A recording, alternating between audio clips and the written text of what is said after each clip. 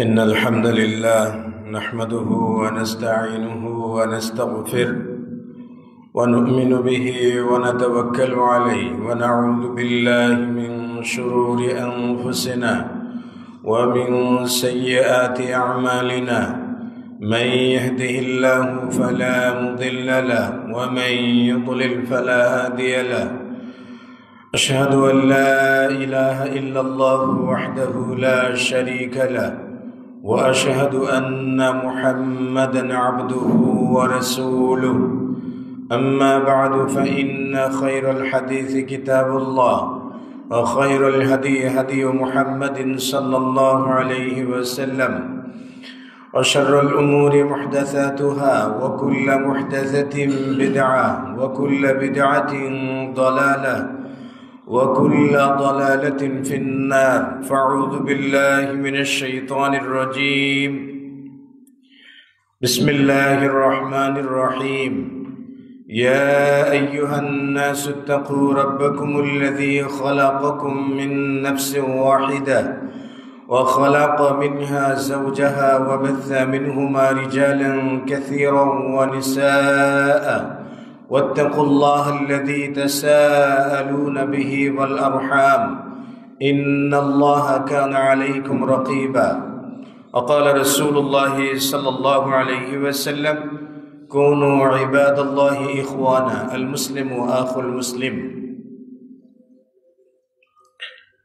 আজকের জুমায় সমাগত সম্মানিত মুসল্লিয়ান ইকরাম, যাবতীয় প্রশংসা ও তারিফ আল্লাহ সুবহানাহু ওয়া তাআলার দরবারে নিবেদিত, যে মহান রব্বুল আলামিন আমাদেরকে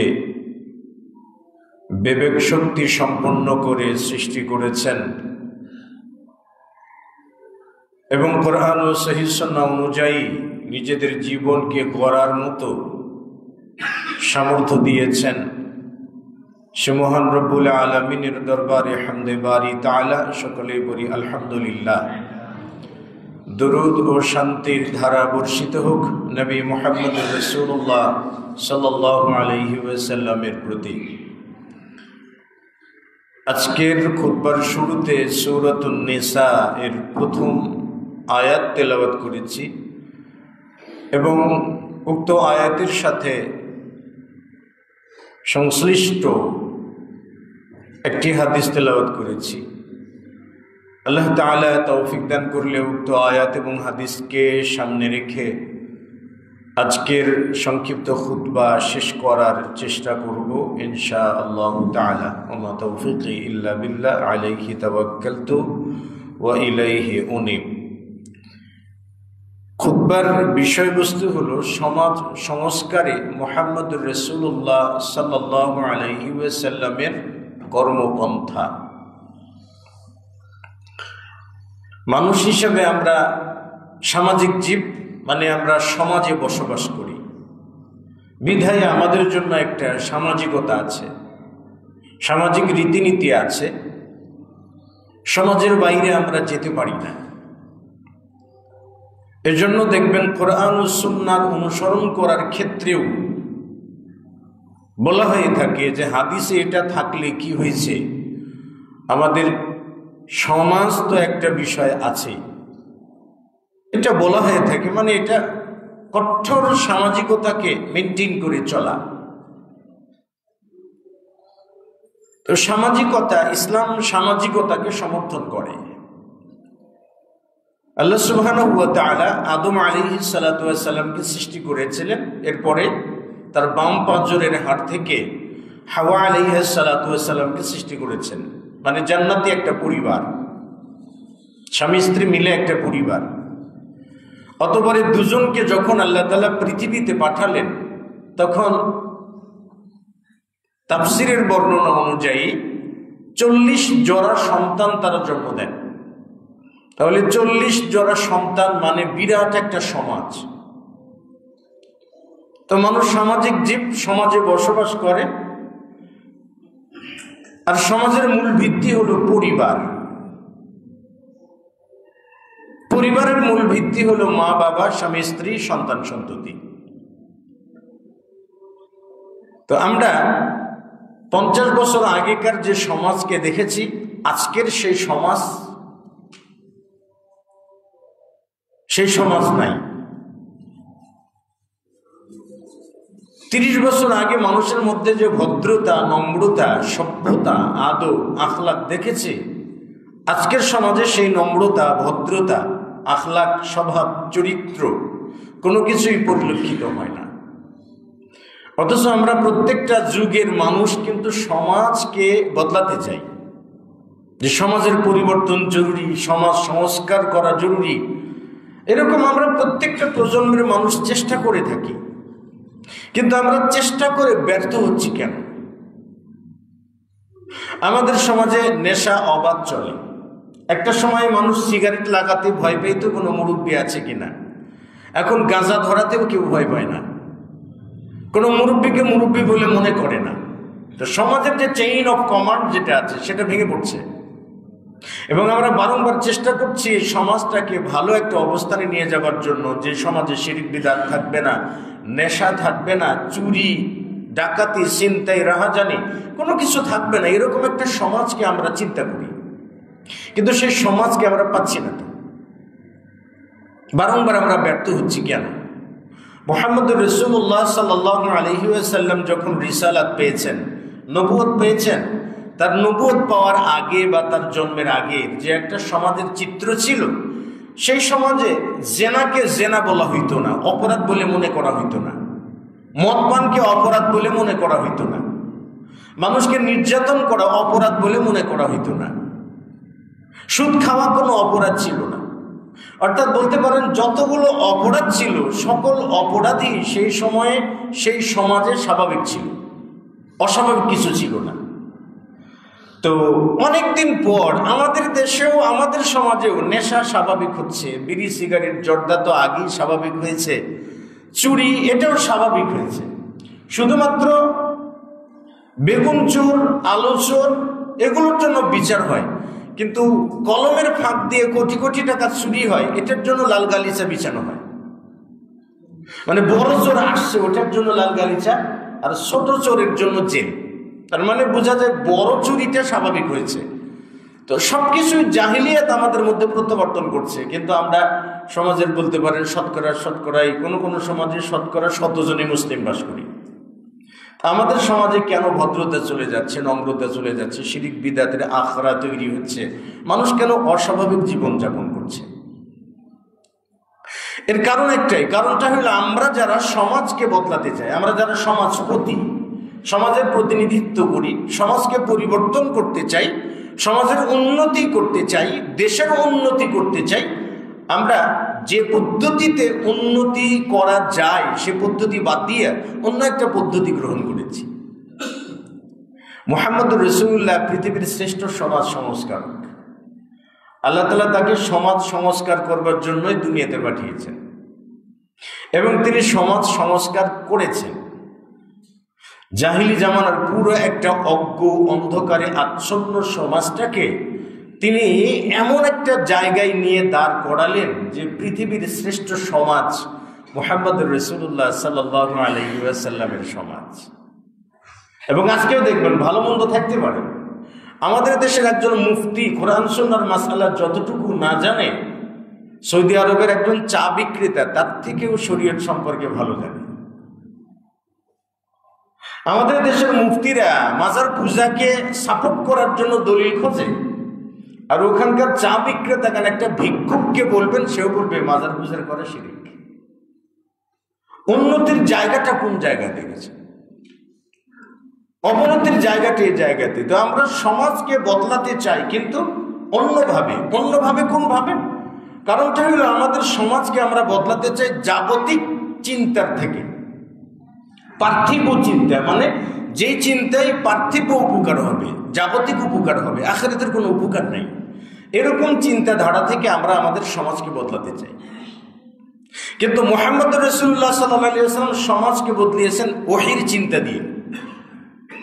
আল্লাহর পক্ষ থেকে যে সূত্রটাকে নাজিল করা হয়েছে, মুহাম্মদ রাসূলুল্লাহ সেই সূত্রটাকে ব্যবহার করেছেন সমাজকে বদলানোর জন্য, সমাজের মানুষকে বদলানোর জন্য। সমাজকে সুন্দর করবার জন্য, সমাজকে স্বর্ণের সমাজ তৈরি করবার জন্য মুহাম্মদ রাসূলুল্লাহ আল্লাহ তাআলার দেওয়া সূত্রটাকে বাস্তবায়ন করেছেন। কিন্তু আমরা আল্লাহ তাআলার দেওয়া সূত্রটাকে মাইনাস করে দিয়ে জাগতিক চিন্তা নিয়ে আমরা সমাজকে বদলাতে চাই। জাগতিক চিন্তা কোন জায়গা থেকে সৃষ্টি হয়? আমরা সমাজের প্রত্যেকটা স্তরে চিন্তা করি গণতান্ত্রিক চিন্তা, ডেমোক্রেসি, যেটাকে আমরা সর্বদিক থেকে পাকড়াও করে ধরেছি যে এটার মাধ্যমে সমাজ বদলাবো, এটার মাধ্যমে শিক্ষালয় বদলাবো, এটার মাধ্যমে মানুষের মন মানসিকতা বদলাবো। কিন্তু কি পসিবল এটা? কখনো কি এটা সম্ভব? আল্লাহ রাসূল সাল্লাল্লাহু আলাইহি ওয়াসাল্লাম তো ডেমোক্রেসি দিয়ে কিছু বদলান নাই। মুহাম্মদ রাসূলুল্লাহ সাল্লাল্লাহু আলাইহি ওয়াসাল্লামের জামানায় মক্কাতে 360টি মূর্তি ছিল। 360টি মূর্তি, 360টি দেবতা। এই 360টি দেবতাকে মানার ক্ষেত্রে কুরাইশদের ভিতরে ডেমোক্রেসি ছিল, মানে গণতান্ত্রিক ঐক্য ছিল। কিন্তু মুহাম্মদ রাসূলুল্লাহ সেই ঐক্যটাকে মানেননি, সে ডেমোক্রেসিকে মানেননি। সেখান থেকে বের হয়ে এসে মুহাম্মদ রাসূলুল্লাহ সাল্লাল্লাহু আলাইহি ওয়াসাল্লাম ওহীটা মেনেছেন। নূহ আলাইহিস সালাতু ওয়াস সালাম যখন বললেন যে তোমরা শিরক করো না, নূহ আলাইহিস সালাতু ওয়াস সালামের কওমের লোকেরা তখন কি বলল? লা তাদারুন্না আলিহাতাকুম, তোমরা তোমাদের প্রতিমাগুলোকে ছেড়ো না। ওয়াদ, সুওয়া, ইয়াগুস, নাসরি, ইয়াউক, এদেরকে ছেড়ো না। তার মানে হলো এই মূর্তিগুলোর পূজা করার ক্ষেত্রে সেই সময় গণতান্ত্রিক ঐক্য ছিল, কিন্তু নূহ আলাইহিস সালাতু ওয়াস সালাম তার বিরুদ্ধে দাঁড়িয়েছে। কিন্তু আমরা ওহীকে বাদ দিয়ে গণতান্ত্রিক উপায়ে আমরা আমাদের সমাজটাকে বদলাতে চাই, যেটাকে আমাদের জাগতিক চিন্তা বলে। দেখেন, সমাজ মুহাম্মদ রাসূলুল্লাহ সংস্কার করেছেন। সমাজ সংস্কারের মূল হাতিয়ার, আমি শর্টকাট করে বলছি, সমাজ সংস্কারের মূল হাতিয়ার প্রথম যেটা লাগবে, অপরিহার্য সকলের জন্য, সেটা হলো আত-তা'লীম ওয়া তাহযীব, শিক্ষা এবং সংস্কৃতি। এই দুটো সমাজ বদলানোর মূল হাতিয়ার। আপনার মাঝে যদি শিক্ষা না থাকে তাহলে আপনার দ্বারা সমাজ সংস্কার হবে না। আপনার ভিতরে যদি কালচার না থাকে, সংস্কৃতি না থাকে, তাহলে আপনার দ্বারা সমাজ সংস্কার হবে না।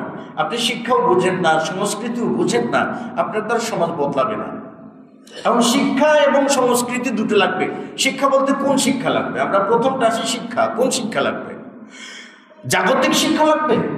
জাগতিক শিক্ষা দিয়ে দেখেন, জাগতিক শিক্ষা কোত্থেকে আসছে? আমরা যে জাগতিক পাঠশালায় যে আমাদের যে শিক্ষা ব্যবস্থাটা চালু আছে, শিক্ষা ব্যবস্থাটা কোত্থেকে আসছে? আপনি এসএসসি পাস করবেন ক্লাস 1 থেকে নিয়ে 10 বছর পড়ে, তারপর ইন্টারমিডিয়েট পাস করবেন আরো 2 বছর পড়ে, এরপর অনার্স করবেন 4 বছর পড়ে, হইল কত? 16 বছর। এরপরে মাস্টার্স করবেন 1 বছর বা 2 বছর, হইল কত? 18 বছর। এরপর যদি আপনি বিসিএস করেন, এই বিসিএস এর জন্য প্রস্তুতি নিতে ধরে নিন যে 6 বছর ব্যয় করেছেন, যোগ করে দিন, তার মানে আপনি 25 থেকে 30 বছর পড়াশোনা করেছেন। অথচ 25 থেকে 30 বছর পড়াশোনা করার পরে আপনাকে যদি বলা হয় সালাতের আগে যে ওযু করতে হয়, ওযুটা কেমনে করতে হয় জানেন? এই শিক্ষিত মানুষটা বলে যে শেখা হয়নি এখনো। অথচ জাগতিক শিক্ষায় তিনি মহাপণ্ডিত, তিনি সমাজের কি বদলাবেন বলে? তিনি সমাজের কি বদলাবেন? তাই যে জাগতিক শিক্ষা দিয়ে আমরা সমাজকে বদলাতে চাই, কিন্তু আল্লাহ রাব্বুল আলামিন মুহাম্মদ রাসূলুল্লাহ সাল্লাল্লাহু আলাইহি ওয়াসাল্লামের মাধ্যমে সমাজকে সংস্কার করবার জন্য প্রথম যে ওহীটা নাযিল করলেন সেটা কি ছিল? ইকরা বিসমি রাব্বিকাল্লাযী খালাক। হে রাসূল, তুমি পড়ো তোমার প্রতিপালকের নামে, যিনি তোমাকে সৃষ্টি করেছেন। খালাকাল ইনসানা মিন আলাক, যিনি মানুষকে সৃষ্টি করেছেন জমাট রক্ত থেকে, অর্থাৎ সৃষ্টি তত্ত্ব যেটা আছে সেটাও দিলেন, তবে পড়ো তোমার প্রতিপালকের নামে। তাহলে আপনার সমাজ সংস্কার করার জন্য আপনাকে পড়তে হবে, আপনার সন্তানকেও পড়াতে হবে সেই পড়াটা, যে পড়াটা মহান রবের নামে হয়, যে পড়াটা পড়তে মহান রব্বুল আলামিন নির্দেশ প্রদান করেছে, সেই পড়াটা লাগবে, যে শিক্ষার মাধ্যমে জাতিকে বদলানো যায়। মুহাম্মদ রাসূলুল্লাহ সাল্লাল্লাহু আলাইহি ওয়াসাল্লাম তাই বলছেন যে ইযা মাতাল ইনসানু ইনকাতা আনহু আমালু, যখন মানুষ মারা যায় তখন তার 3টি আমল ছাড়া সমস্ত আমল বন্ধ হয়ে যায়, আর কোনো আমল খোলা থাকে না, সব আমল বন্ধ হয়ে যায়। 3টি আমল যেগুলো থাকে, ইল্লা মিন সাদাকাতিন জারিয়াতিন, একটা সাদকায়ে জারিয়া। 2 নম্বর হলো ইলমিন ইউনতাফাউ বিহি, এমন বিদ্যা যে বিদ্যার দ্বারা জাতিকে উপকার করা যায়, জাতির উপকার হয়, জাতি উপকার লাভ করতে পারে এমন শিক্ষা।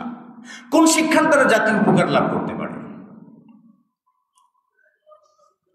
কোন শিক্ষার দ্বারা জাতি উপকৃত লাভ করতে পারে? জাতি বলতে কি আমরা বাঙালি জাতি উপকৃত হব এমন শিক্ষা, না বাংলাদেশে জাতীয়তাবাদ উপকৃত হবে এমন শিক্ষা, নাকি সেকুলারিজম উপকৃত হবে এমন শিক্ষা, নাকি অ্যাথিইজম উপকৃত হবে এই শিক্ষা? কোন শিক্ষাটার দ্বারা জাতি উপকৃত হতে পারে? কারণ আমাদের শিক্ষা ব্যবস্থা সুন্দর করে সাজানো আছে, মানে পশ্চিমা কালচার, পশ্চিমা শিক্ষার উপর ভিত্তি করে কি পশ্চিমা শিক্ষা ব্যবস্থা, পশ্চিমা কালচার, এসব কিছুই কি সাজানো আছে। আমরা বলি যে আমরা ব্রিটিশকে তাড়িয়েছি, কিন্তু ব্রিটিশের আইনকে তাড়াতে পারিনি। আদালতে যাবেন, আপনি ব্রিটিশের দাস।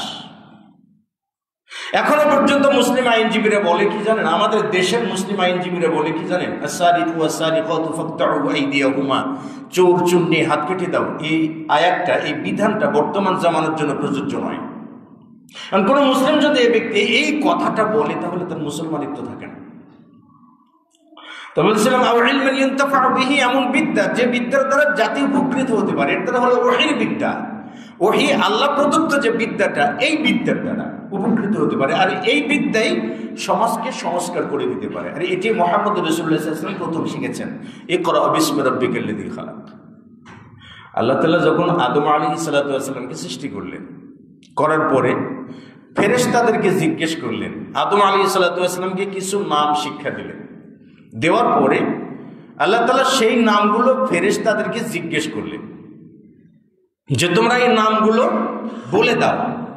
ফেরেশতারা তখন বলল যে ক্বালু সুবহানাকা লা ইলমা লানা ইল্লা মা আল্লামতানা, না আল্লাহ তাআলা আমাদের কোনো জ্ঞান নাই, এগুলো সম্পর্কে আমরা জানি না, আপনি যতটুকু শিক্ষা দিয়েছেন এর বাইরে আমাদের কোনো জ্ঞান নাই।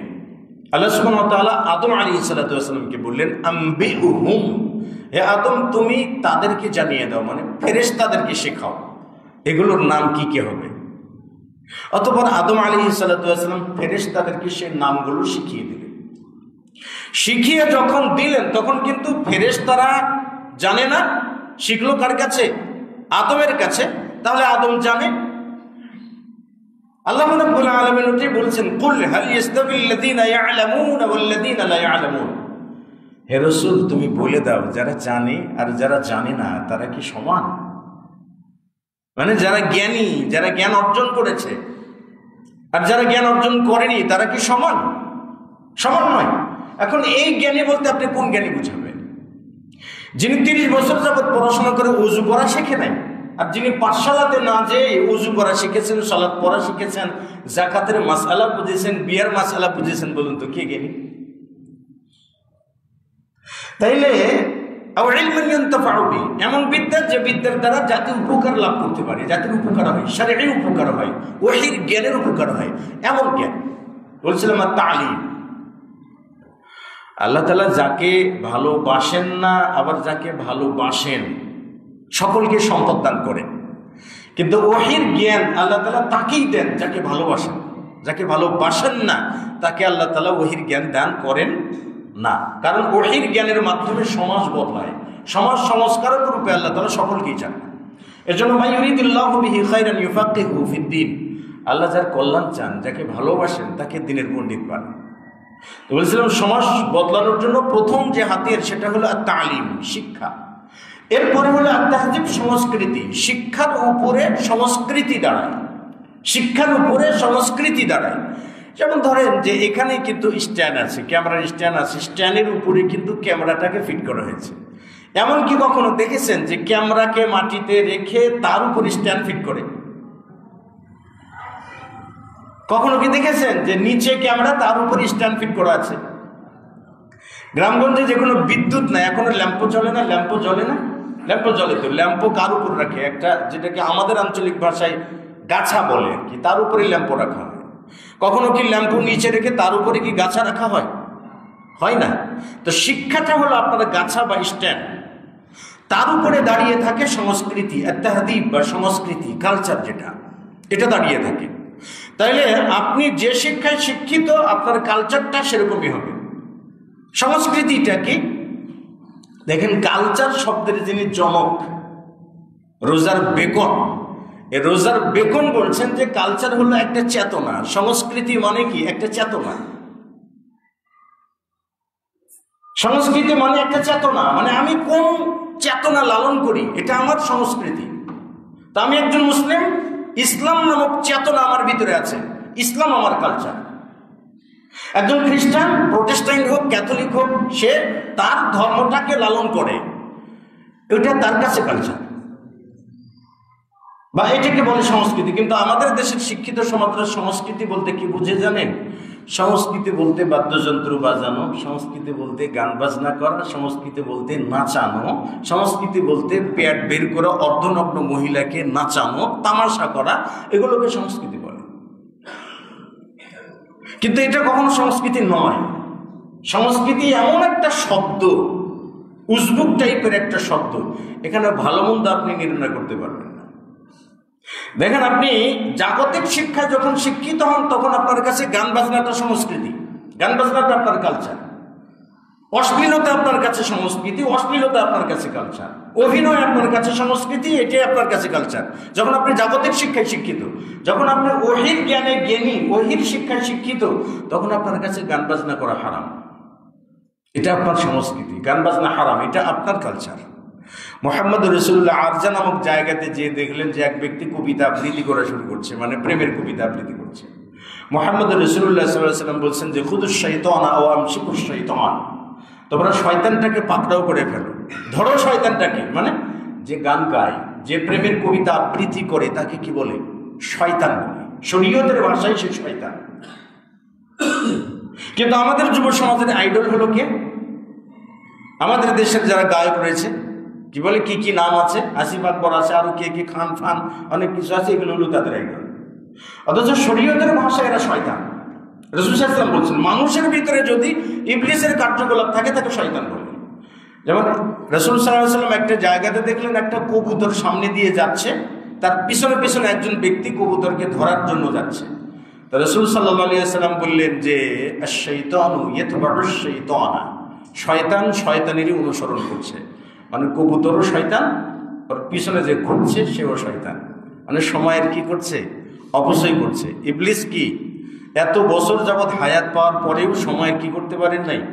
মূল্যায়ন করতে পারে না, ভ্যালু অফ টাইম কি বুঝেনি। তো এরকম যে ব্যক্তি অপচয়, সময় অপচয় করে, সে ব্যক্তিও কি শয়তান। গান বাজনার পিছনে আপনি ছুটবেন মানে সময় অপচয়। ওটা চিন্তা করার জন্য শিখবেন, মুখস্থ করবেন, বাদ্যযন্ত্র শিখবেন, সম্পূর্ণ শরীয়ত বিরোধী, অপচয়, এই জন্য শয়তান। তাহলে গায়ক শরীয়তের ভাষায় শয়তান, গান বাজনা হারাম, অথচ আপনার জাগতিক শিক্ষা বলছে এগুলো কালচার, এগুলো সংস্কৃতি।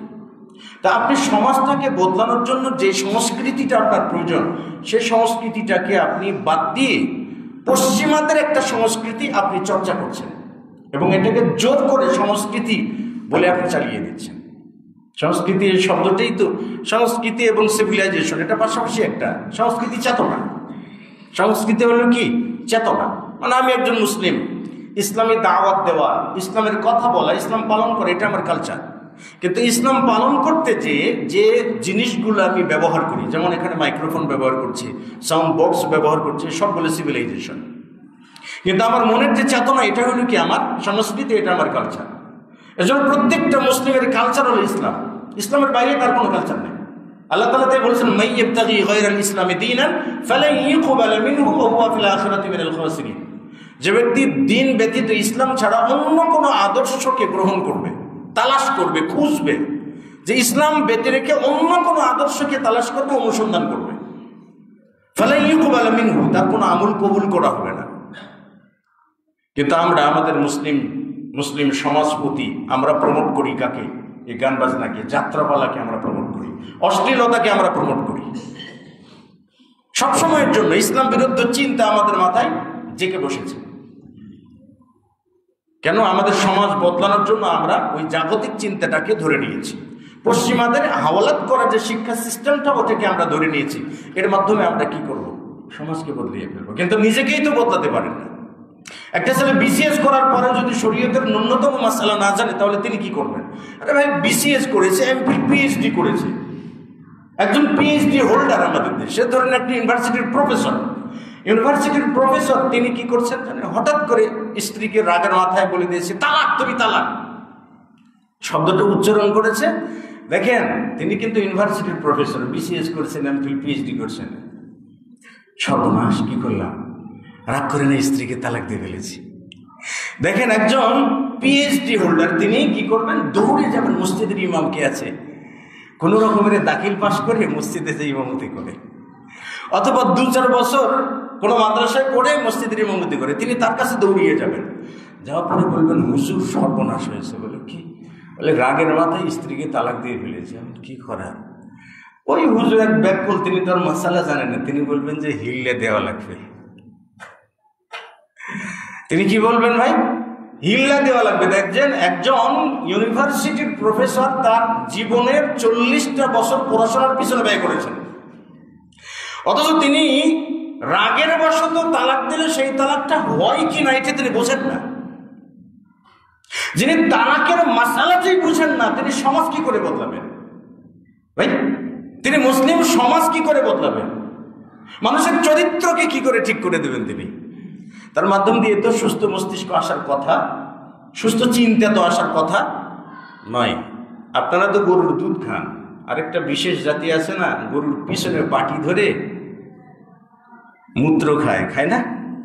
কেন জানেন?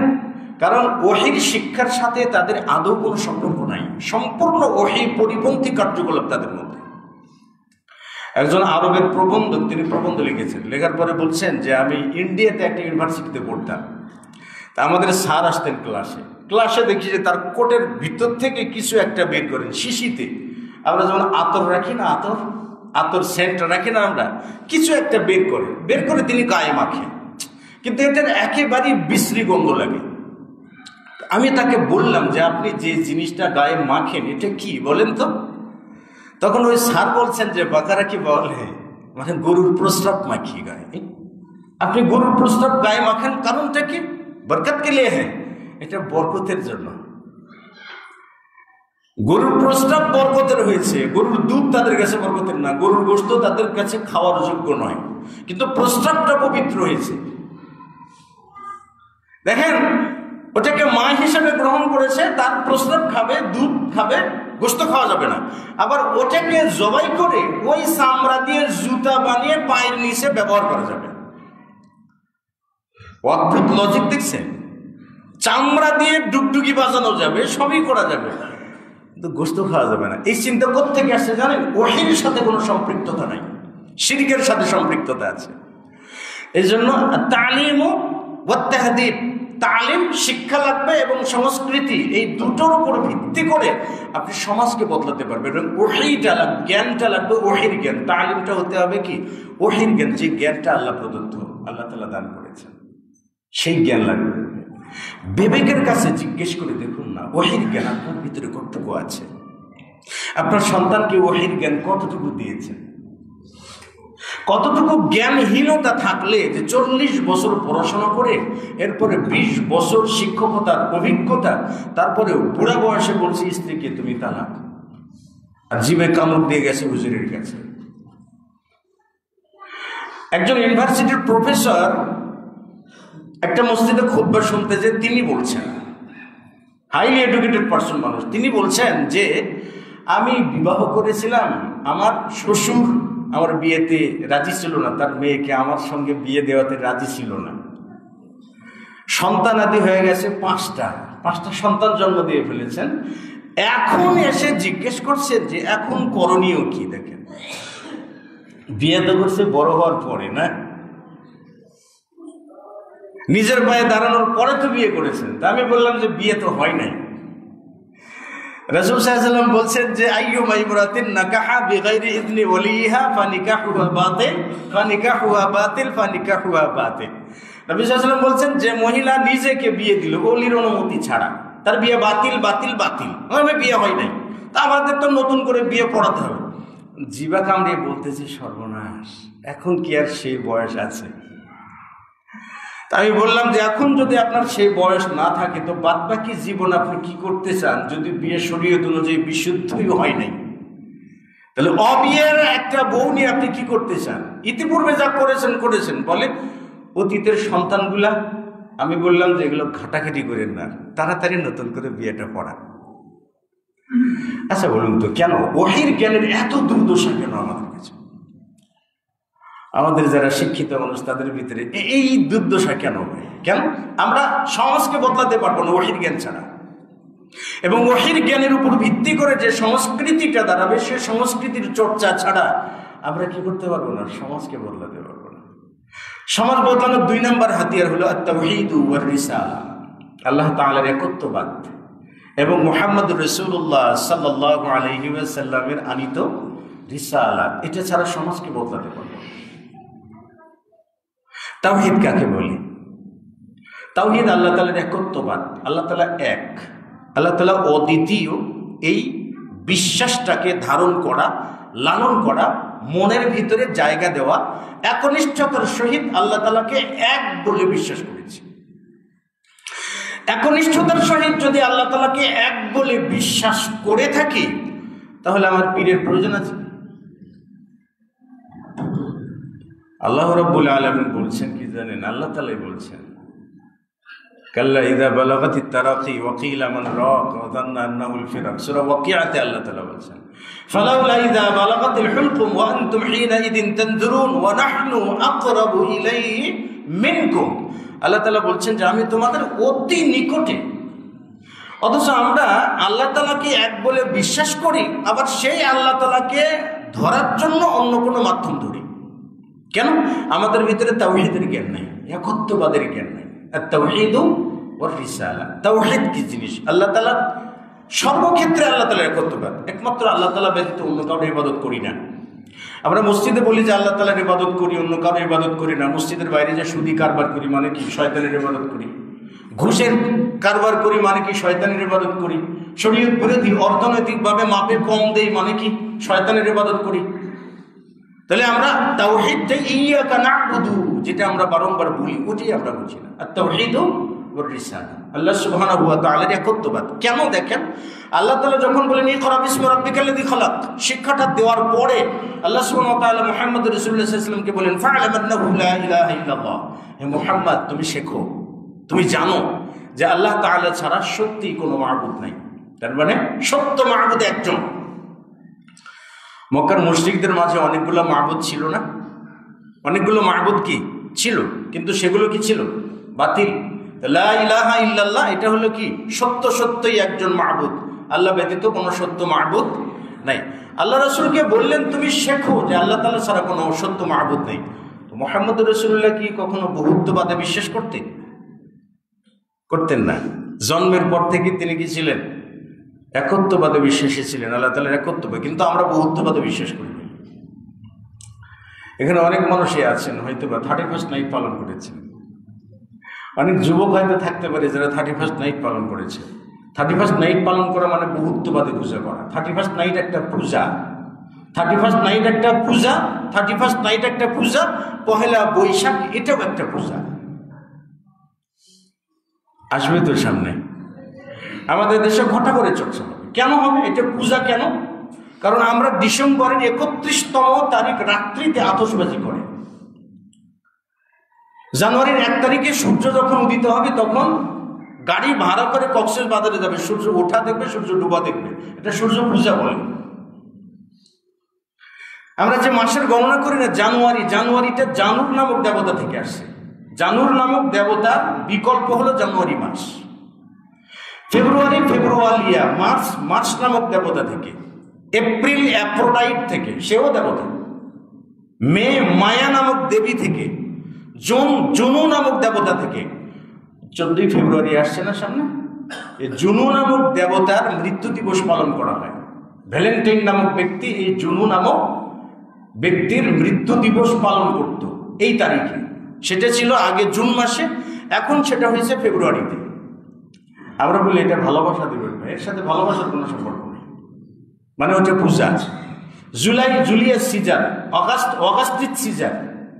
ভাই প্রত্যেকটা দেবদেবীর নামে আমাদের 12 মাসের নাম সাজানো আছে, আর আমরা সেই দেবদেবীকে সম্মান জানানোর জন্য আতশবাজি করি, তামাশা করি, ফুর্তি করি, লক্ষ লক্ষ টাকা ব্যয় করি। আমরা বহুত্ববাদে পূজা করি না।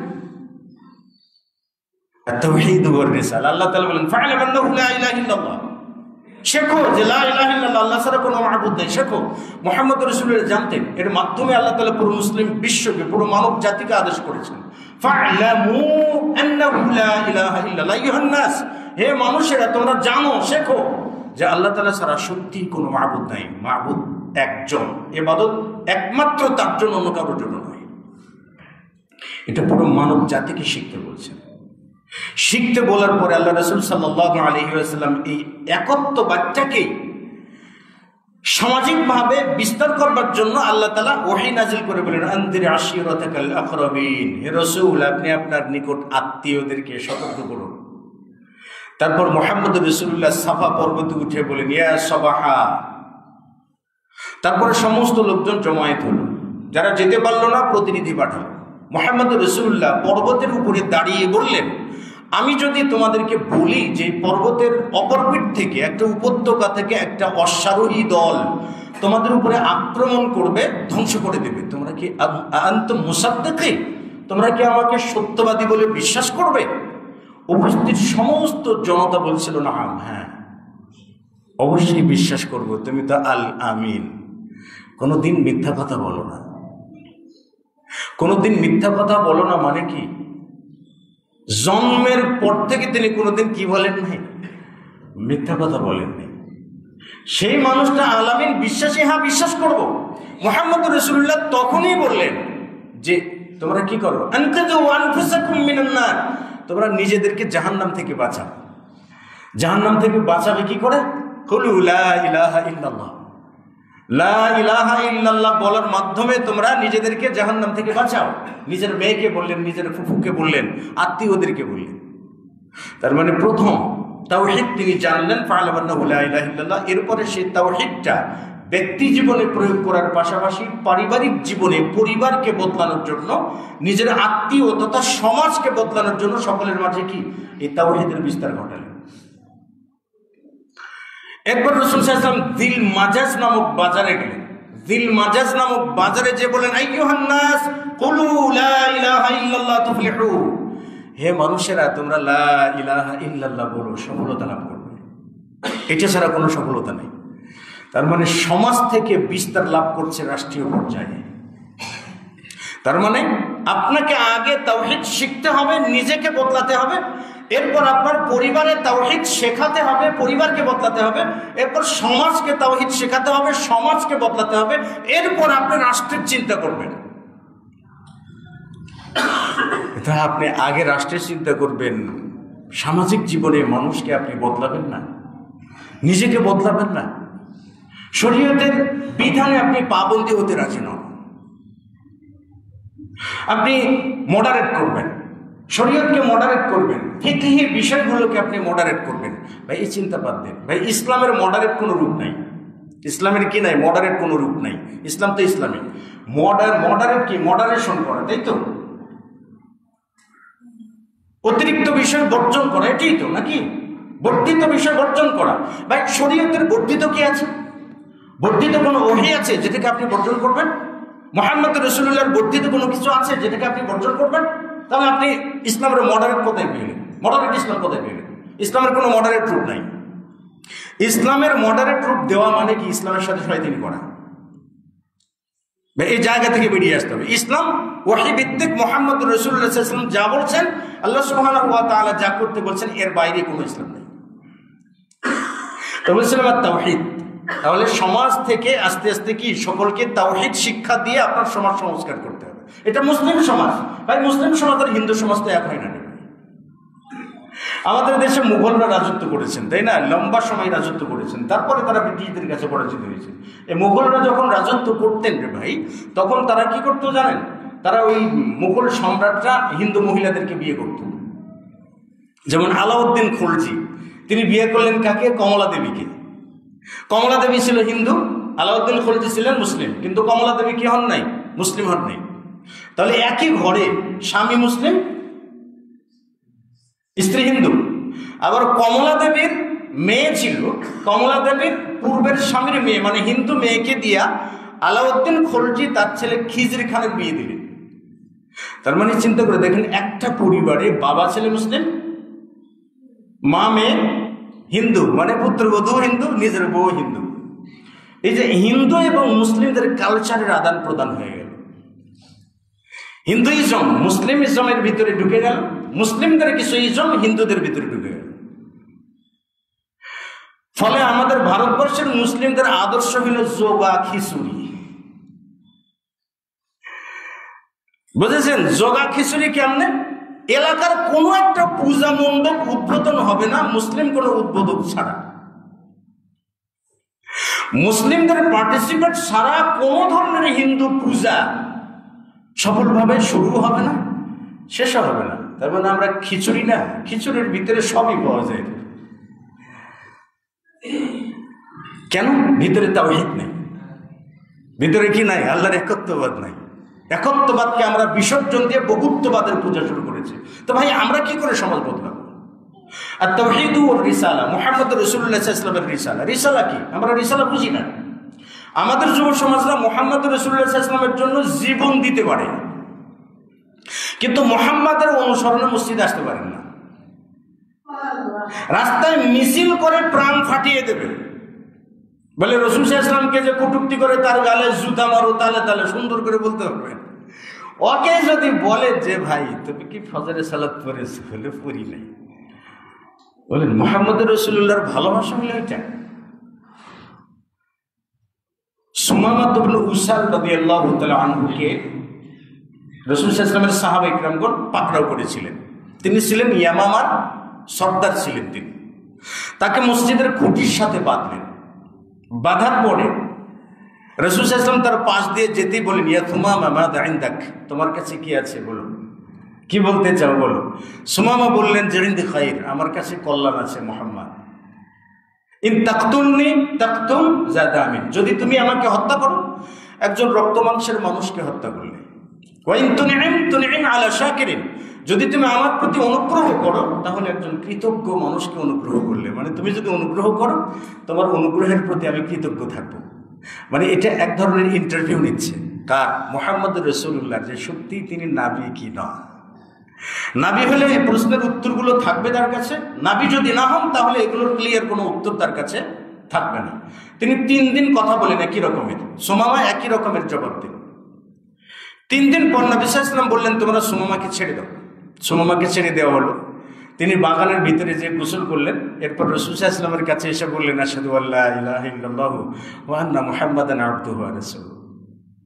এরপরে সুমামার অভিব্যক্তি দেখেন, ইসলাম গ্রহণ করছে কেবল, ইসলাম গ্রহণ করার সাথে সাথেই সে বলছে যে ইয়া মুহাম্মদ, হে মুহাম্মদ, পৃথিবীর ভিতরে তোমার চেহারার থেকে নিকৃষ্ট কোনো চেহারা আমার কাছে আজকের দিনের পূর্বে আর কোনো চেহারা ছিল না, কিন্তু আজকের দিন থেকে তোমার চেহারার থেকে শ্রেষ্ঠ কোনো চেহারা আমার কাছে নেই। আজকের দিনের পূর্বে পৃথিবীর এই মক্কা নগরীর থেকে নিকৃষ্ট কোনো নগরী আমার কাছে ছিল না, কিন্তু আজকের পর থেকে মক্কা নগরীর থেকে শ্রেষ্ঠ কোনো নগরী আমার কাছে নাই। তোমার দিনের থেকে নিকৃষ্ট কোনো দিন আমার কাছে ছিল না, কিন্তু আজকের দিন থেকে তোমার দিনের থেকে শ্রেষ্ঠ দিন আমার কাছে নেই। আপনি লা ইলাহা ইল্লাল্লাহ বললেন মানে ইসলামকে শ্রেষ্ঠ দিন হিসেবে ধরলেন, লালন করলেন, পালন করলেন, পারিবারিকভাবে প্রতিষ্ঠিত করলেন। এটার জন্য আলাদা নির্দেশের প্রয়োজন পড়ে না। মক্কায় যখন তিনি উমরা করতে গেলেন তখন মক্কাবাসীরা সুমামা ইবনে উসালকে বলছেন, সবাতা আর সবাতা ইয়া সুমামা, ও সুমামা ইবনে উসাল তুমি কি ধর্মান্তরিত হইছো? সবাতা মানে ধর্মান্তরিত হওয়া। সুমামা ইবনে উসাল বলছে, লা বাল আসলামতু মা রাসূলিল্লাহ, আমি আল্লাহ রাসূলের সাথে ইসলাম গ্রহণ করেছি, আমি ধর্মান্তরিত হই নাই। তারপর সুমামা ইবনে উসাল বললেন কি জানেন, যে হে মক্কাবাসীরা শুনে রাখো, ইয়ামামা থেকে কিন্তু গম আমদানি হয় মক্কাতে, মানে ইয়ামামা রপ্তানি করে, আমদানি হয় মক্কাতে, গম, ভুট্টা বলতে পারেন খাদ্য জাতীয় বস্তু। সুমামা ইবনে উসাল বলেন, ও মক্কাবাসীরা শুনে রাখো, আমার ইয়ামামা থেকে একটা গমের দানাও তোমাদের মক্কাতে আসবে না। একটা গমের দানার পিছনে যতক্ষণ পর্যন্ত মুহাম্মদ রাসূলুল্লাহর নির্দেশ না থাকবে। তার মানে একটা গমের দানা আমদানি করতে হলে মুহাম্মদ রাসূলুল্লাহ সাল্লাল্লাহু আলাইহি ওয়াসাল্লামের অনুমতি লাগে, এটা বুঝলেন। তার মানে আমার ব্যক্তি সত্তা সব কিছু মুহাম্মদ রাসূলুল্লাহ সাল্লাল্লাহু আলাইহি ওয়াসাল্লামের পদতলে কুরবানি করে দিয়েছে। এটাকে বলে রিসালাত। তার মানে মুহাম্মদ সাল্লাল্লাহু আলাইহি সাল্লামকে রাসূল হিসেবে মেনে নিয়েছেন, মানে আপনার কোনো ইমাম ধরার সুযোগ নেই, আপনার কোনো পীর ধরার সুযোগ নেই, আপনার কোনো বাবা টাবা মাজার কোনো কিছু ধরার সুযোগ নেই, কারণ আপনার জন্য মুহাম্মদ রাসূলুল্লাহ আইডল, তিনি ব্যতীত আর অন্য কোনো আইডল নেই আপনার কাছে। এটার নাম রিসালা। রাসূল সাল্লাল্লাহু আলাইহি ওয়াসাল্লামের কাছে এক সাহাবী এসে বলছেন, ইয়া রাসূলুল্লাহ দুল্লানি আলা আমালিন ইযা আমিলতু দাখালতুল জান্নাহ, কিছু আমল শিখিয়ে দিন যেগুলো করলে জান্নাতে যেতে পারবো। নবী সাল্লাল্লাহু আলাইহি ওয়াসাল্লাম বললেন, তা'বুদুল্লাহ, আল্লাহর ইবাদত করো, লা তুশরিকু বিহি শাইআ, আল্লাহর সাথে কাউকে শরীক করবে না, 5 ওয়াক্ত সালাত কি বলে, তুকিমুস সালাতাল মাকতুবা, ফরজ সালাত আদায় করো, তুআদ্দিস যাকাতাল মাকতুবা, ফরজ যাকাত প্রদান করো, তাসুমু রমাদান, রমজান মাসের সিয়াম পালন করো। কয়টা শিখলেন, লোকটা শিখে চলে যাচ্ছিলেন, ফালাম্মা ওয়াল্লা ক্বালা আল্লাহু লা আসিদু আলা হাদা ওয়া লা আনকুসু মিন, আল্লাহর কসম করে বলছে মুহাম্মদ রাসূলুল্লাহ যা শেখালেন তার একটু বেশি করবো না, একটু কমও করবো না, যা শেখালেন তাই করবো, এর বেশি কিছু করবো না। নবী সাল্লাল্লাহু আলাইহি ওয়াসাল্লাম তার বড় বড় সাহাবীদেরকে ডেকে বললেন, মান সাররাহু আন ইয়ানজুরা ইলা রাজুলিন মিন আহলিল জান্নাহ, আরে তোমাদের কেউ যদি কোনো জান্নাতি ব্যক্তিকে দেখে আনন্দিত হতে চায়, সেজন্য ওই লোকটার দিকে তাকিয়ে দেখে, ও লোকটা জান্নাতি। সুবহানাল্লাহ, লোকটা জান্নাতি কেন? আল্লাহর কসম মুহাম্মদ রাসূলুল্লাহ যা শেখাচ্ছেন এর একটুও বেশি করবো না, একটুও কম করবো না, এটার নাম রিসালা। আপনি নিজে রিসালাতের উপরে শক্ত করে দাঁড়ান, আপনার দ্বারাই সম্ভব সমাজকে সংস্কার করা, সমাজকে বদলানো। বলেছিলাম সমাজকে সংস্কার করতে 2 নাম্বার যেটা লাগবে সেটা হলো তাওহীদ ওয়া রিসালা। এ ব্যতীত আপনি কোনোদিন সমাজ সংস্কার করতে পারবেন না।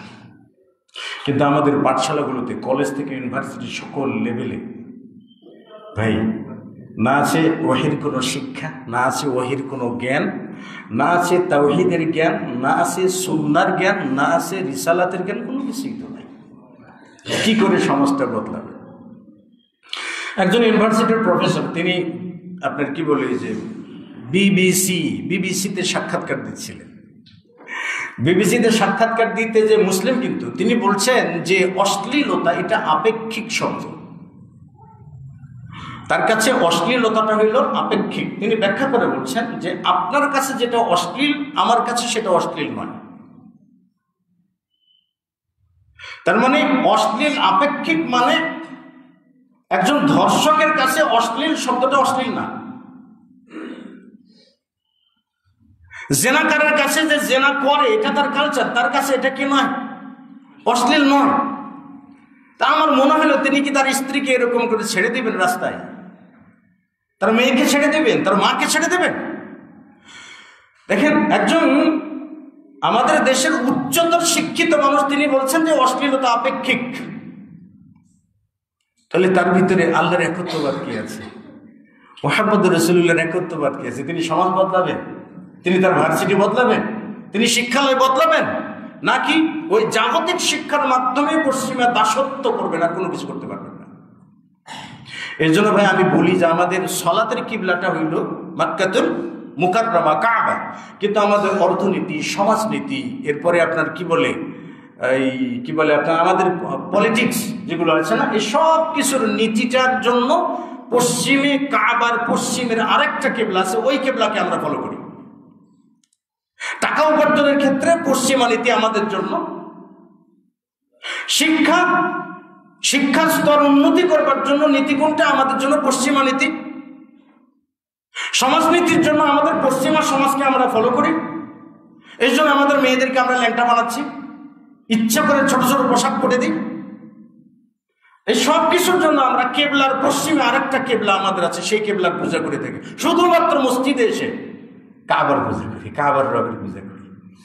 আমরা সমাজকে কি করে বদলাবো ভাই? আমরা সমাজকে তো দাসে রূপান্তরিত করছি। কিন্তু মুহাম্মদ রাসূলুল্লাহ দাসত্বের সমাজটাকে মাথা উঁচু করে দাঁড়িয়েছিলেন। 3 নম্বর যে বিষয়টা লাগবে সমাজ বদলাতে, সেটা হলো আসসালাতু বিল জামাআতি, জামাতবদ্ধভাবে সালাত আদায় করা। জামাতবদ্ধভাবে সালাত আদায় করে এখানে সকলেই এসেছেন। আজকে আমরা জুমার সালাত করবো আলহামদুলিল্লাহ। আপনাদের মধ্যে রেশারেশি অনেক কিছু থাকতে পারে, কিন্তু যখন পায়ে পা লাগিয়ে সালাত আদায় করবেন, এই তোর সাথে আমার শত্রুতা, বাসনা বলবেন? কেউ বলবেন না। কেন জানেন? বলে এটা বলা যাবে না, শরীয়তের বিধিনিষেধ। তার মানে কি, আপনি তার সঙ্গে পায়ে পা লাগাচ্ছেন, মানে কি একটা সময় আপনার অন্তরের সঙ্গে অন্তর লাগানোর পথটা প্রশস্ত করে দেয়।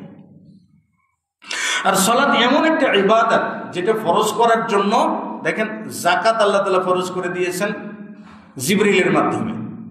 জিবরাইলকে বলছেন যাও যাকাত ফরজ করে আসো, বলে দিয়েছেন। সিয়াম বলে জিবরাইলকে বলে দিয়েছেন তুমি যে নাজিল করো, বলো মুহাম্মদ সাল্লাল্লাহু আলাইহি ওয়াসাল্লামকে কুতিবা আলাইকুমুস সিয়াম, তাই না? অন্যান্য ইবাদত নাজিল হয়েছে কার মাধ্যমে? জিবরাইলের মাধ্যমে। কিন্তু আল্লাহ সুবহানাহু ওয়া তাআলা যখন সালাতকে ফরজ করবেন তখন জিবরাইলকে নয়, মুহাম্মদুর রাসূলুল্লাহ সাল্লাল্লাহু আলাইহি ওয়াসাল্লামকে বিশেষ ফ্লাইটের মাধ্যমে একেবারে সপ্ত আকাশের উপরে মুহাম্মদ আল্লাহ সুবহানাহু ওয়া তাআলার কাছাকাছি নিয়ে নিলেন, তারপর সালাত ফরজ করেছেন। সালাতের আলাদা মর্যাদা, এই এক চাবুক পরিমাণ জায়গা এটারও সমান হবে না, এর অর্ধেকের কিছু বেশি হবে। একটুকু জায়গায় দূরত্বে মুহাম্মদ রাসূলুল্লাহ এবং পর্দার অপর প্রান্তে আল্লাহ সুবহানাহু ওয়া তাআলা। সেই সময় সালাত ফরজ করে দিলেন, তাও এমন একটা ইবাদত যেটার জন্য মুহাম্মদ রাসূলুল্লাহ দর কষাকষি করছেন। 50 ওয়াক্ত ফরজ করেছেন, কিন্তু রাসূল সাল্লাল্লাহু আলাইহি ওয়াসাল্লাম মুসা আলাইহিস সালামের পরামর্শ করলেন যে আমার উম্মত দুর্বল, পারবে না, বলে 40, বলে তাও পারবে না, 30, তাও পারবে না, 20, তাও পারবে না, 10, তাও পারবে না, বলে 5 ওয়াক্ত সালাত, 5 ওয়াক্ত সালাতের ভিতরে 50 ওয়াক্তের সওয়াব রয়েছে। সুবহানাল্লাহ। সেখান থেকে ফরজ করে দেখেন, সেখানেই আল্লাহ সুবহানাহু ওয়া তাআলা মুহাম্মদ রাসূলুল্লাহ সাল্লাল্লাহু আলাইহি ওয়াসাল্লামের মাধ্যমে অন্যান্য নবীদের ইমামতি করিয়ে নিয়েছেন। মানে কি? জামায়াতবদ্ধতা সেখানেই বুঝিয়েছেন, জামায়াতবদ্ধভাবে সালাত আদায় করা। আল্লাহ তাআলা বলছেন আকিমিস সালাত ইন্নাস সালাতা তানহা আনিল ফাহশাই ওয়াল মুনকার, সালাত কায়েম করো, নিশ্চয়ই সালাত অশ্লীলতা থেকে বেঁচে রাখে, অশ্লীলতা দূর করে দেয়, তাই না? তাহলে অশ্লীলতা কি? চুরি করা অশ্লীলতা, জেনা করা অশ্লীলতা, বেপরদায় চলা অশ্লীলতা, নেশা করা অশ্লীলতা, মদ খাওয়া অশ্লীলতা, মিথ্যা কথা বলা অশ্লীলতা, শরীয়ত বিরোধী সমস্ত কাজে কি অশ্লীলতা, এগুলো সমাজকে নষ্ট করে দেয়। কিন্তু সালাত আদায় করলে সেই অশ্লীলতা দূর হয়ে যায়। মুহাম্মদ রাসূলুল্লাহ সাল্লাল্লাহু আলাইহি ওয়াসাল্লাম বলছেন as-সালাতু নূরুন, সালাত নূর মানে জ্যোতি। কোনো ব্যক্তি যখন সালাত আদায় করে তখন তার অন্তরে নূরের জন্ম হয়, একটা জ্যোতি আসে, যে জ্যোতির মাধ্যমে হারামকে ঘৃণা করা শেখে, হালালকে সাদরে গ্রহণ করা শেখে। তা আপনার ভিতরে সালাত আদায় করলে যেমন নূরের জন্ম হয়, এই সালাতটা যখন পারিবারিকভাবে প্রতিষ্ঠিত করবেন তখন আপনার পরিবারটা নূরের উপরে প্রতিষ্ঠিত। আপনার পরিবারের সন্তান কখনো অবাধ্য হবে না, কখনো নেশাখোর হবে না, কখনো মিথ্যাবাদী হবে না।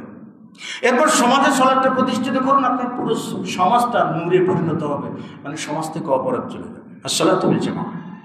4 নম্বর যেটা, সেটা লাগবে কি? আল আখওয়া, ভ্রাতৃত্ব, ভাই ভাইয়ের সম্পর্ক যেটা লাগে। এখন তো ভাই ভাই সম্পর্ক নাই। মুসলিম সংগঠন অন্য মুসলিম সংগঠনকে নাজায়েজ বলে, হারাম বলে।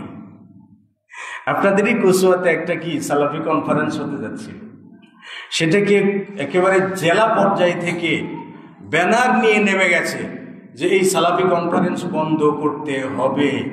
চতুর্দিক থেকে প্রচেষ্টা করেছেন, বন্ধ করেছেন। লাভ কি হলো ভাই? কেন রে ভাই? কেন সহিহ হাদিস মানলে এত আপত্তি কেন?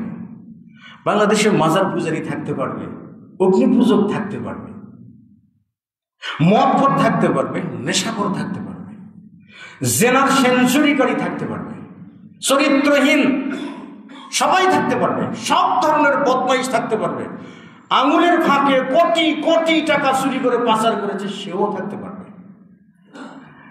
কিন্তু বুকে হাত বাঁধলে থাকতে পারবেন না, রফরলিয়া দিন করলে থাকতে পারবেন না, মাজার পূজা জায়েজ নাই, এক আল্লাহ তাআলার ইবাদত করো এটা বললে থাকতে পারবেন না, ব্যক্তি পূজা নয় মুহাম্মদ রাসূলুল্লাহ সাল্লাল্লাহু আলাইহি ওয়াসাল্লামের অনুসরণ করুন এটা করলে আপনি থাকতে পারবেন না। ভাই, এটা কোন ধরনের নীতি আপনি জন্ম দিয়েছেন? কোন ধরনের ভদ্রতা আপনি শিখেছেন? কোন ধরনের কালচার আপনি চর্চা করেন? সারাটা জীবনে আপনি কি শিখেছেন, কি পড়েছেন, কি বুঝেছেন? আখওয়াত কোথায় থাকলো আপনার? আইনাল আখওয়া, ভ্রাতৃত্ব কোথায়? মুসলিম বিশ্বের এত টাকা, এত অস্ত্র শস্ত্র থাকতে ফিলিস্তিনের গাজাকে তস নস করে দিল ঢাকা শহরের মতো ছোট্ট একটা দেশ ইসরায়েল। চতুর্দিকে মুনাফিকের ঠাসা, কিচ্ছু করতে পারলো না। আইনাল আখওয়া, ভ্রাতৃত্ব কোথায় রে ভাই আপনার? সমাজকে বদলাবেন কি করে? সমাজের মানুষকে তো ভাই ভাই মনে করেন না।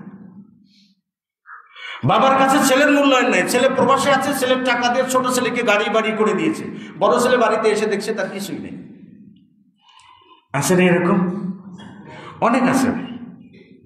মেয়েকে সম্পদ দেবেন না, সম্পূর্ণ সম্পদ ছেলের নামে লিখে দিয়েছেন, সম্পূর্ণ সম্পদ ছোট ছেলের নামে লিখে দিয়েছেন। ভ্রাতৃত্ব সম্পর্কটা বাবা হিসেবে আপনি নষ্ট করেছেন, মা হিসেবে আপনি তো নষ্ট করেছেন।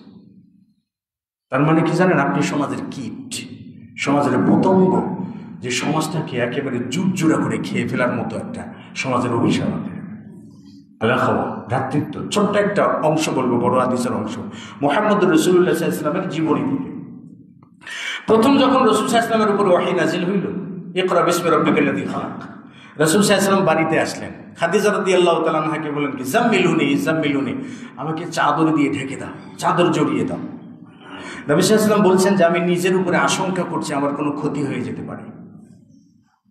খাদিজা রাদিয়াল্লাহু তাআলা আনহা কি বললেন তাকে, কাল্লা, কখনো নয়, লা ইউখজিকাল্লাহু আবাদান, হে মুহাম্মদ, আল্লাহ তাআলা কখনো তোমাকে লাঞ্ছিত করবেন না, কখনো তোমাকে ছোট করবেন না, কখনো তোমাকে একা ছেড়ে দেবেন না আল্লাহ তাআলা,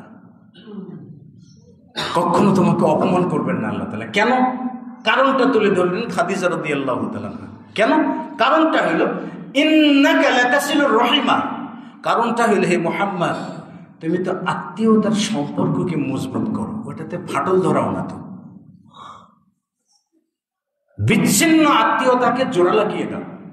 ইন্নাকা লাতাসিলুর রহিমা ওয়া তাকসিবুল মা'দুমা ওয়া তাহমিলুল কাল্লা, তুমি মানুষের বোঝাকে হালকা করে দাও,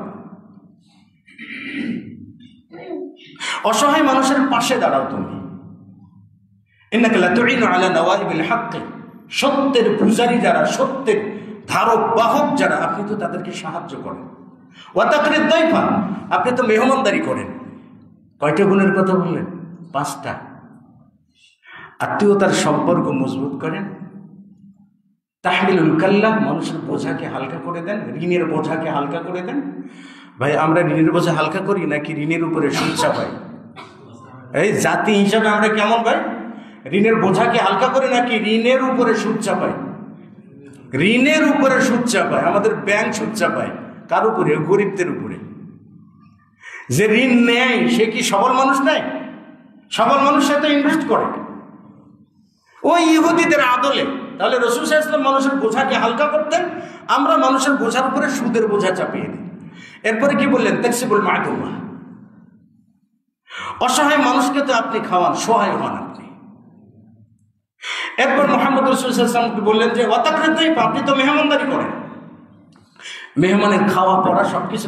আমাদের মেহমানদারি আছে ভাই, মেহমানদারির নামে ডাকাতি আছে। কেন জানেন? আপনি আপনার ছেলেকে বিয়ে করাবেন, দাওয়াত দেবেন, আমাকে ধরেন দাওয়াত দিলেন, আমি আপনাদের এলাকার না, তাও ধরে নিলাম দাওয়াত দিলেন। যখনই আপনি দাওয়াত দিলেন আমার মাথার ভিতরে হাই টেম্পার শুরু হয়ে গেল। মানে কি শুরু হয়ে গেছে? টেনশন, কি দেব কি দেব, সকলেই তো অনেক কিছু দেব, কি দেব কি দেব, নাই তো কিছু, পকেটে টাকা নাই, সুদের টাকা নিয়ে তাও হলে যেতে হবে আপনাকে। তার মানে আপনি আমাকে দাওয়াত দিয়েছেন নাকি চিন্তাই করার জন্য? আপনি ওপেন চিন্তাই যাকে বলে ভাই, প্রকাশ্য চিন্তাই এটাকে বলে, প্রকাশ্য ডাকাতি বলে। মেহমানদের কোথায় গেল? আপনি আপনার ছেলেকে বিয়ে করাবেন, আপনার পুত্রবধূকে গরুর মতো সাজিয়ে একটা টেবিল সামনে দিয়ে বসে রেখেছেন, কমিউনিটি সেন্টারে নিয়ে যে আপনার পুত্রবধূকে সিংহাসনে বসিয়ে রেখেছেন, মানুষ আসবে আর টাকা দিবে আর চেহারা দেখবে, একটা করে পান খাবে। হলুদ মাখার অনুষ্ঠান আয়োজন করেছেন, হলুদের বাটি রেখেছেন, পাশে মঞ্চ সাজিয়ে আপনার মেয়েকে রেখেছেন। একজন মানুষ এসে গাল, নরম গালে আলতো ঘষা দিয়ে যাবে হলুদের, আর 2-4 হাজার করে টাকা দিয়ে যাবে। তার মানে আপনি নিজে আপনার মেয়ের চরিত্র নয়, চেহারা বিক্রি করে খান। আমাদের যুব সমাজরা বউয়ের চেহারা বিক্রি করে খায়। তাকরিদ দাইফা, আপনি তো মেহমানদারি করেন। 5টি গুণ আর কি? সত্যের পথিক যারা, তাদেরকে আপনি সাহায্য করেন। খাদিজা রাদিয়াল্লাহু তাআলা বলেন, এই 5টি গুণ যার মধ্যে থাকতে পারে, লা ইউখজিকাল্লাহু আবাদান, কখনোই আল্লাহ তাআলা আপনাকে লাঞ্ছিত করবেন না। কারণ এই 5টি গুণ আপনার মধ্যে আছে। এই 5টি গুণ সামাজিক গুণ, 5টি গুণ সমাজ বদলানোর গুণ, 5টি গুণ সমাজ সংস্কারের গুণ। এটা কখন ছিল ভাই? নবুয়তের আগে। এই স্বভাবগুলো কখন ছিল? জন্মের পর থেকে নবুয়তের আগ পর্যন্ত। তাইলে সমাজ সংস্কারক হিসেবে যে স্বভাবগুলো থাকা দরকার, সেই স্বভাবগুলো আমাদের ভিতরে আনতে হবে। ব্যক্তি জীবনে জবাবদিহিতা আনতে হবে, পারিবারিক জীবনে জবাবদিহিতা আনতে হবে, সামাজিক জীবনে জবাবদিহিতা আনতে হবে। আপনি মানুষ নেশা করছে, আপনি সরকারকে দোষ দিবেন নারী ভাই? আপনার সামনে নেশা করছে, আপনি তো কিছু বলেন না। আপনার ছেলে নেশা করছে, আপনি তো কিছু বলেন না। আপনার সমাজের মানুষ নেশা করছে, আপনি তো কিছু বলেন না। আপনার পরিবারের সদস্য নেশা করছে, আপনি তো কিছু বলেন না। আপনি নিজে নেশা করেছেন, আপনি তো বুঝতে চান না যে নেশা করা হারাম। নেশা করলে ক্যান্সারে, আপনি তো বুঝতে চান না। এই জন্য ব্যক্তিগত জবাবদিহিতা, পারিবারিক জবাবদিহিতা, সামাজিক জবাবদিহিতা, রাষ্ট্রীয় জবাবদিহিতা লাগবে। সব কিছুর ভিতর থেকে আসবে একটা অপরাধ মুক্ত সমাজ। মুহাম্মদ রাসূলুল্লাহ সাল্লাল্লাহু আলাইহি ওয়াসাল্লামের সেই সূত্রকে আমরা কাজে লাগাতে পারলে আমাদের সমাজ অনলি 6 মাসের ভিতরে বদলে যাবে, এর বেশি কিছু লাগবে না। আল্লাহ তাআলা আমাদের সকলকে তৌফিক দান করুন। আল্লাহুম্মা আমিন।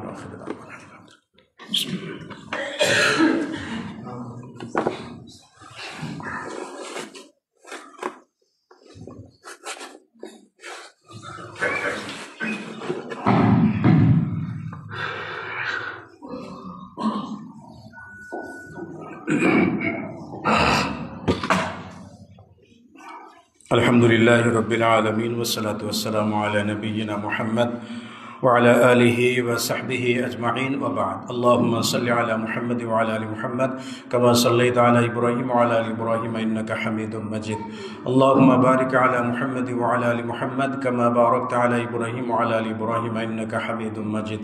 আল্লাহুম্মা আইজ্জিল ইসলাম ওয়াল মুসলিমিন, আল্লাহুম্মা লা'নিল কাফারাতা ওয়াল মুশরিকিন, ربنا افرغ علينا الصبر وتوفنا مسلمين، ربنا آتنا في الدنيا حسنة وفي الآخرة حسنة وقنا عذاب النار، اللهم انصر من نصر دين محمد صلى الله عليه وسلم واجعلنا منهم، اللهم اخذل من خذل دين محمد صلى الله عليه وسلم ولا تجعلنا منهم، ربنا آتنا في الدنيا حسنة وفي الآخرة حسنة وقنا عذاب النار، أذهب البأس رب الناس واشف أنت الشافي لا شفاء إلا شفاؤك شفاء لا يغادر سقما، ربنا تقبل منا إنك أنت السميع العليم وتب علينا إنك أنت التواب الرحيم، سبحان ربك رب العزة عما يصفون وسلام على المرسلين، الحمد لله رب العالمين، سبحانك اللهم وبحمدك أشهد أن لا إله إلا أنت أستغفرك وأتوب إليك.